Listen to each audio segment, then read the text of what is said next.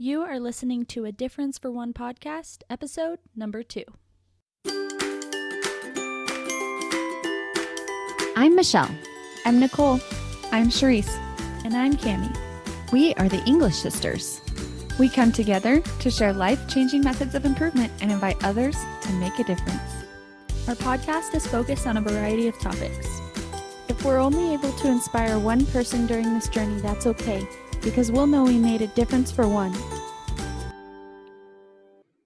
Hi friends, we are so excited about our topic today. What we're going to be talking about is something that we have all been practicing and implementing in our own lives, and we really feel like this will be something that will be beneficial for all of you. So we all have a combined interest in life coaching because as we have learned about it ourselves, we've discovered that there is real power in analyzing our thought processes. And we've come to realize that your thoughts create your own personal world and how you perceive your life. So as we have studied this area, we actually came up with our own method of working through your thoughts. We're really excited to share it with all of you.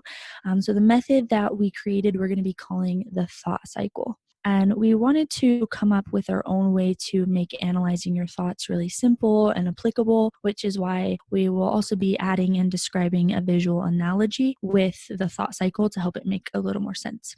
So when you're dealing with any situation at all, with this thought cycle, you'll be able to plug in your thoughts, emotions, efforts, and outcomes related to that situation. And you'll find that you actually discover a lot about yourself and how your brain works. Don't worry if this sounds confusing right now. We're going to be explaining it more in depth.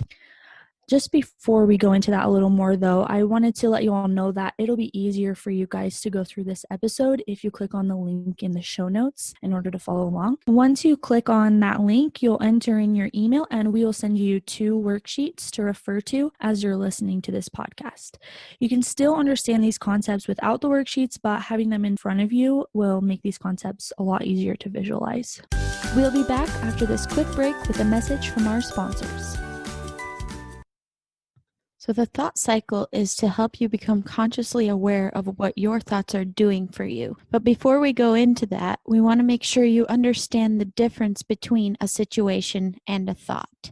On the surface, it seems like they're the same, but they're actually pretty different. So situations are neutral, they can be proven, anybody you ask would agree on them. And then possible thoughts about situations, they can be negative or positive, but they would be more opinions or perceptions. One possible situation would be because of COVID-19, we've been asked to social distance as much as possible. That's a situation that we're facing right now. A possible thought about that situation would be, it's so annoying that I have to stay home all the time. Another situation could be, I am married. A possible thought about that is, my husband is amazing. We have a great marriage. Another situation, I have a neighbor. A thought about your neighbor or about that situation is, my neighbor is mad at me. So even though many people could agree that your neighbor is mad at you if they saw how your neighbor acts towards you, it's not necessarily something that can be proven. Another situation could be, the temperature is 90 degrees outside today. And a thought about that would be, it's so hot and muggy today. Somebody else might say, I love that it's 90 degrees. I get to go swimming. Another situation would be, I have 3 children. And then a possible thought about your children could be, my kids are so messy. Okay, so notice that all of the situations are something that everybody could agree on. They're neutral. And then all of the thoughts are things that are just opinions or perceptions. A life coach named Byron Katie taught that we should never argue with reality. When you argue with reality, you lose, but only 100% of the time. We can't change past or present situations. We just have to accept what is. This reminds me of the serenity prayer, which says, God, grant me the serenity to accept the things I cannot change, the courage to change the things I can, and the wisdom to know the difference. She also taught that there are 3 kinds of business. The first kind of business is the universe's or God's business, such as the weather. The second is other people's business, and the third is our own business. She taught that most of our stress comes from mentally living outside of our own business. That means worrying about things that you can't control. So when you're struggling with something, you can ask yourself, Whose business am I in right now? Am I in God's business, my business, or somebody else's business? You can find a lot of power in minding your own business and working through your thoughts, because that's the only place where you truly have control. You want to make sure when you're analyzing your thoughts that you take time every once in a while to just step back and notice your thoughts. Think about your thoughts without criticizing yourself over them. It's kind of like you're looking down on yourself from a bird's eye view, and you need to become an outside observer as you think of your thoughts this way. So now we're going to show you how to analyze your thoughts in a simple way that can help you process them and create the life that you want. And this is through what Cami already mentioned, which is the thought cycle. So Michelle, do you want to explain that a little more? Sure. Okay, remember back in your science classes in middle school when you learned about life cycles and weather cycles, etc.? I'm going to explain the thought cycle to you and how it works in a similar way. Don't worry if it doesn't make sense right away. We'll walk through it a few times so you can really get the idea of it. Once you get the worksheet in front of you, you'll be able to practice using it. So imagine you have a circle drawn on a piece of paper. You can draw it out now if you're able to. The top of the circle, or the north side, is your thought. So you would write in thought there. The east side of the circle is an emotion. The south side of the circle is the effort taken, and the west side is your outcome. So you would have a circle of arrows going from thought to emotion to effort to outcome back to thought. An acronym to help you remember this order is TEEO, TEEO, thought, emotion, effort, outcome. So any situation that is neutral can bring you to a thought. You could write your situation at the top of your paper, and then your thought cycle begins. Your thought creates an emotion. You know it's an emotion because it's usually one word, such as fear, resentment, joy, peace. That emotion in your body will cause you to act a certain way, which is your effort. The effort you put in creates your outcome. The outcome takes you back to similar thoughts that start your cycle all over again. Okay? So starting at the top of the cycle and going clockwise around, the thought leads to an emotion. That emotion leads to an effort. It could be minimal or aggressive, which leads to an outcome, which takes you back to similar thoughts, so the cycle continues. Remember, TEEO, TEO, thought, emotion, effort, outcome. We're going to give you a couple of examples that can be plugged into the thought cycle so you can see how it works with real thoughts and situations. Sharice, do you want to give us an example? So let's just say your thought is, my kids drive me crazy. You would first want to recognize that that is only a thought you are having. It's not factual. It's not a situation. It's just a thought you're having. So you would put, my kids drive me crazy, as the thought at the top of your thought cycle. Now think, what emotion is stemming from that thought? An emotion only needs to be one word, like frazzled, frustrated, or overwhelmed. Let's choose overwhelmed for this situation. Write the word overwhelm on the right side of your paper. With the thought, my kids drive me crazy, and the emotion overwhelmed, what kind of effort do you think would reflect that? Let's say the effort could possibly be overreacting at every little issue that arises with your children that day. So write overreact at the bottom of your thought cycle for this example. The effort of overreacting can bring about the outcome of trying to control or manipulate your children into behaving the way you want them to. The type of outcome trying to control would be, if this example were true for you, what you would write on the left side of the thought cycle. That outcome trying to control would produce thoughts that would continue through and repeat the same type of thought cycle. My kids drive me crazy, overwhelmed, overreacting, trying to control, and then back to my kids drive me crazy. Your mind would then naturally continue seeking to find evidence that the thought, my kids drive me crazy, is true. The best way to break that cycle, if you don't like what type of outcomes you are manifesting with it, is to change your thought. Our parents used to always say, how's that working for you? Whenever they helped us analyze our emotions within conflict growing up. And I appreciated that looking back, because it helped me understand at a young age that I was in charge of how I felt in every situation. They taught me that my emotions were within my control, and we truly only have control over our own thoughts and emotions. We cannot control anyone else's. Have you ever heard someone say, "Don't even think about it"? Like we have any control over what someone thinks. Some things to keep in mind, though, about the thought cycle is that the situation is proven. It is a fact. It is neutral, but it can bring you to the thought cycle where you analyze what is going on in your mind and your surroundings from there. So complete the thought cycle worksheet each time you address a situation. By physically writing it down, you can evaluate more clearly what outcomes your thoughts are producing for your life. So here's another example of using the thought cycle, just so you guys can get it in your minds a little more. So let's say that I am talking to my sister and I start having thoughts come into my mind. So the situation there would be I am having a conversation with my sister. The thought that I'm having is my sister makes no sense and I don't agree with what she's saying. So the emotion that that might produce is maybe frustration, hate, resentment, those kinds of things. And that might lead me to put minimal effort into our relationship. So my efforts might be ignoring her or being passive aggressive, and those efforts don't show forth love or acceptance. Then the outcome from those efforts would be that our relationship would be strained. So I could miss out on some really great experiences with her, and I would be creating the kind of outcomes that I don't want. So that kind of outcome takes me back to the top of the thought cycle where I would create more thoughts that give my brain evidence that she makes no sense.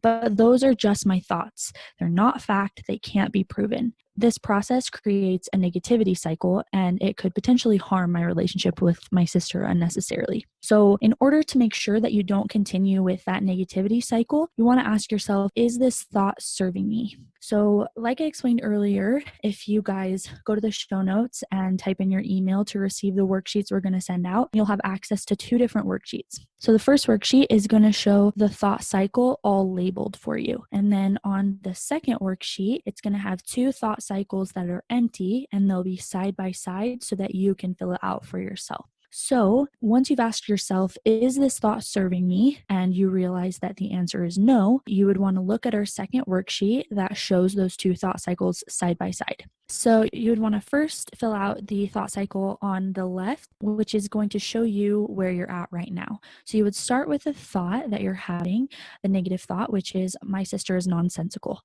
And then you would fill out the rest of the cycle in clockwise order. What emotion is that creating? Then you would move on to what efforts I'm exerting because of that emotion. And then you would finish up with what outcomes you're producing because of those efforts. So then once you've done that negative thought cycle, you'd want to move on to the thought cycle on the right. And you would want to start by filling out at the top the positive thought that you want to be having. So this thought cycle is going to show you where you want to be. So once you've put in that thought, like maybe it's my sister is amazing, then you would continue to fill out the rest of the thought cycle with what emotion does that thought create for me, and then go all the way through it. So our parents would always say to us that what you focus on expands, and if you do what you've always done, you're going to get what you've always gotten. So you spin a cycle of positivity if you focus on the positive, while the opposite is true, that you spin a cycle of negativity if you focus on the negative. And you want your thoughts to keep spinning into efforts and emotions and outcomes that create a relationship you want. So what do you think about her? Are you creating the kind of relationships that you want? Because what she thinks or does in the relationship is irrelevant because you can't change her. The way she acts only affects you if you let it. So it's important for you to only focus on what you can control. Another life coach that all 4 of us really admire and look up to, named Brooke Castillo, taught that sometimes we have to move from a negative thought to a neutral thought rather than trying to go straight from a negative thought to a positive thought. So instead of moving straight from my sister's being nonsensical to my sister has no flaws, we could instead move to I have a sister, her opinions differ from mine, and that's okay. The idea is that eventually you can get to having positive thoughts, emotions, and outcomes toward that relationship. So what you're going to do is first write out all of your sister's good points. Things like she's a good cook or she serves others. These are things that you feel are her strengths, and that's going to help you think positive thoughts about her. Eventually, you'll be able to honestly plug in that thought, I love my sister, and then you will start feeling love, acceptance, peace for her. So if you're looking at your two thought cycles side by side from the second worksheet we gave you, you'll see that your effort in the cycle on the right, the positive cycle, is different from the negative one on the left, because in the one on the right, you were able to change your thoughts and emotions toward your sister. Now, what kinds of outcomes will you see from your positive efforts that will be different from the negative outcomes that you got from your negative efforts? It's important to take the time to really evaluate your thoughts before you try to change them, because sometimes you're going to want to hold on to a thought for a little bit, even if it is negative. An example of this would be if you experienced a death in your family. So you might think, that's a negative thought. I don't want to feel sad. I just want to be happy all the time. But you really love that person. And so you may, for a little bit, want to sit with that thought and feel that sadness because it's part of the grieving process. Even Jesus wept when Lazarus died, and that was okay. The point is that you get to be in control and decide how you want to feel. So the idea here is not for us to become like robots, because we're human, and part of our life experience is that we get to feel all of the feelings that there are out there. So there are going to be times when you want to feel negative thoughts, and there will be times when you want to feel positive ones. The whole point is for us to be aware how much control you have over your thoughts, because you are powerful and your thoughts are powerful. Your thoughts are going to create your reality. So it's important for you to choose them wisely. So write down the thoughts that seem to repeat in your mind over and over, or are at the forefront of your mind. You can think to yourself, does this thought make me want to work hard to find answers and healthy solutions? Or does this thought make me want to sit in bed and shut out the world for a while? And don't forget that it is really okay to stay in the neutral for as long as you need to. Sometimes we're so quick to be goal-oriented that we try to force ourselves into those positive thoughts when we aren't ready to get there yet. So you might say your positive affirmation of, I love my sister, I love my sister, I love my sister. The whole time your mind is thinking the exact opposite, and it's actually affirming the negative for you. Another example of this that I think really hits home for a lot of people is a negative body image. That's something a lot of people struggle with. It's really common. And so what you can do in that situation, instead of, we're taught all the time to love our bodies. And so sometimes people force themselves into telling themselves, I love my body, when the whole time they're just thinking more and more negative thoughts about their body. And so it's okay to sit with those neutral thoughts of, I have a body, for as long as you need to. I think neutral thoughts can be really powerful because they are just situations and they're truth. So in a way, it's still positively affirming that neutral thought is true, which can make it easier to leave behind those negative thoughts. And can I just say, I think that being grateful that you even have a body, just that can make you realize there are lots of people who are missing parts of their body. And so, putting things into perspective that way can make you really, that's what's going to help you start to love your body, is when you think of it in that way instead. And another thing I just wanted to add about this whole process is that it can sound really simplistic, like, oh, this might be too simple, and why would it even be effective? Like, okay, that's obvious for me to get to my positive thoughts. But we can really testify that trying this out will be helpful for you, and it will change the way that you think, and it'll change the way that you feel. So I have actually studied positive and negative thoughts for many years and how it affects our thought processes. And I just want you, the audience, to understand that we need to embrace a balance. We need to realize that we are affected by positive and negative thoughts, and that if we embrace both of them without resistance, we will experience a life full of progress and less resistance. If we can grasp the idea that there are positive and negative experiences and thoughts and influences everywhere, and learn how to embrace both, we will experience less resistance and more intention. We will have that balance. If we focus on positive thoughts, then that's what we'll experience. If we focus on negative thoughts, then that's what we will experience. But it doesn't necessarily mean that we have more positive or more negative. We have both. Just like the yin and yang symbol, there's an equal amount of white, there's an equal amount of black on that symbol, and it is beautifully curved to show that we are embracing that balance. In our human experience, we have positive and negative, and we cannot progress in life without both. And just so you're aware, we will explain the concept of embracing our emotions in future episodes. I'm not leaving you hanging there. Okay, thanks, guys, for that extra help on where our thoughts can take us.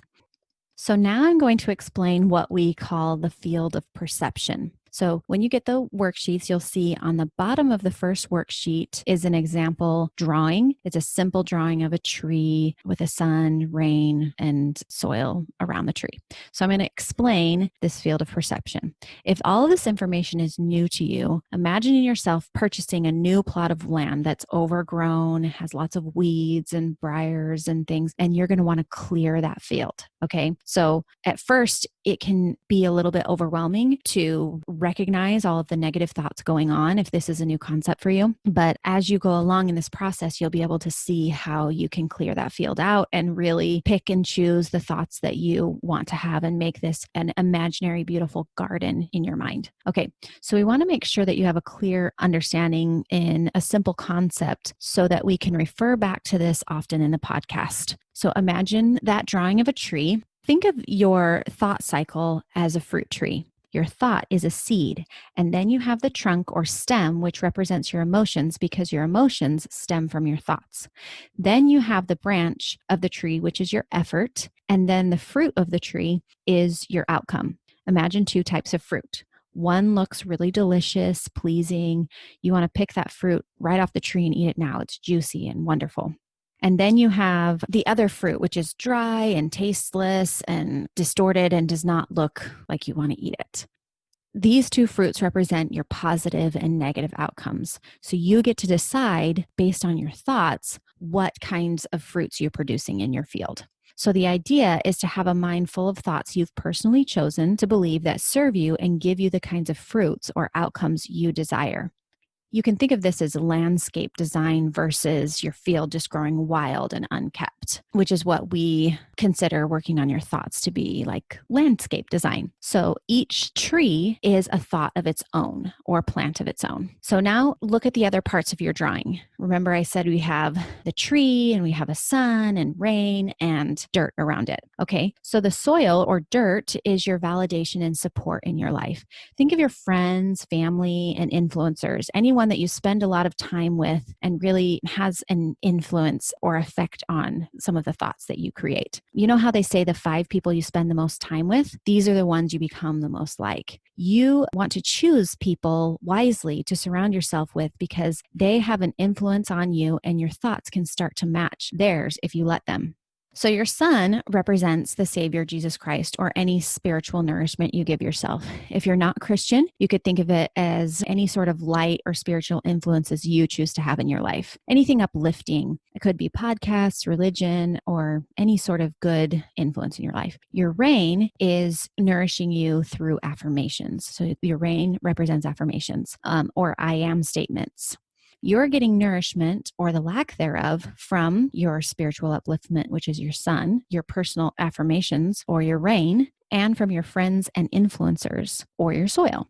So you as the gardener are in complete control of your garden, which represents your mind. We will teach you how to clean up your thoughts and create the ones that serve you. The more we refer back to these concepts, the more familiar you will be with them and the more they can really help you in your life. We really encourage you, our listeners, to print out these worksheets and get comfortable with the thought cycle. In the morning, you can write down some thoughts and plug it into the thought cycle to get a fresh start for the day. Or at night, it may be helpful to allow your body and mind time to decompress as you go through the worksheet. Or anytime you get frustrated about something, you can go back to the thought cycle and analyze your thought processes instead of dwelling in a reactive mode. Going through the thought cycle will eventually become natural to you, and it will help you process your emotions to achieve the desired outcomes you want from your life. Remember, TEEO, T-E-E-O, thought, emotion, effort, outcome.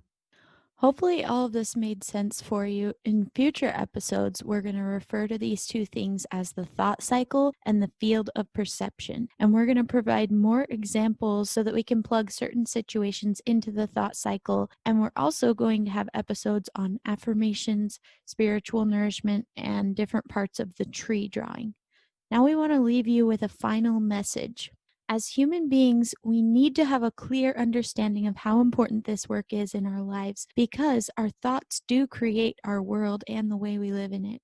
Our thoughts really do become our reality. The scriptures say that men and women are that they might have joy. Some people think that joy just means that we're going to be happy all the time, but that's not actually true. Joy means that we can find happiness or joy in any situation that we're in. And as we choose to find the joy in our given situations, we will be agents who act rather than being acted upon. Russell M. Nelson said, quote, "The joy we feel has little to do with the circumstances of our lives and everything to do with the focus of our lives. When the focus of our lives is on God's plan of salvation and Jesus Christ and his gospel, we can feel joy regardless of what is happening or not happening in our lives. Joy comes from and because of Jesus Christ. He is the source of all joy." So if you would like to experience a free mini coaching call where one of us helps you plug your thoughts into the thought cycle, feel free to email us at adifferenceforone@gmail.com, and we can set up a time for a free call to help you get started in creating the outcomes that you want. Thanks so much for joining us, and we look forward to hearing from you. If you like this podcast, don't forget to subscribe and leave a review. If it resonates with you, the greatest compliment you could give is to share it with a friend who might benefit from it as well. Check out A Difference for One on Instagram for additional content. And if you have any questions, comments, a topic you'd like to hear about, or if you'd be interested in a free mini coaching session, send an email to adifferenceforone@gmail.com.